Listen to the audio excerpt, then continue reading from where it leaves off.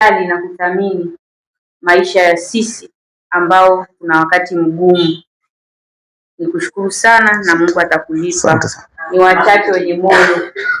Angeweza tu akakaa akaita watu wake wawili watatu akamalizana nao, lakini bado amejali kile alichokipata, akaona si vibaya akagawana na ndugu zake.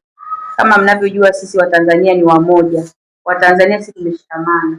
Kwa hiyo tuendelee kuwaombea kwa Mungu hiki wanachokitoa wapate kikubwa, na siku nyingine waweze kutusaidia kikubwa zaidi ya hiki walichotoa.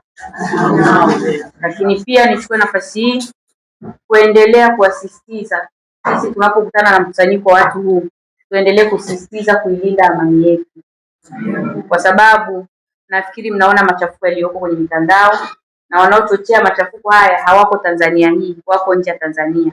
Kwa hiyo tuendelee kusema na vijana wetu wanaojiita Gen Z wanakurupuka. Kwa hiyo yeyote mwenye kijana aenda kakae naye, aseme naye, aepuke kutumika pasipokuwa na sababu.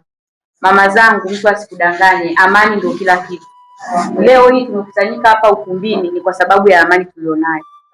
Tungekuwa hatuna amani, sasa hivi tulikuwa tunatafutana tujue watoto wetu wako wapi, wajukuu wetu wako wapi. Kwa hiyo niendelee kuasisitiza tuilinde amani hii kwa nguvu kubwa sana.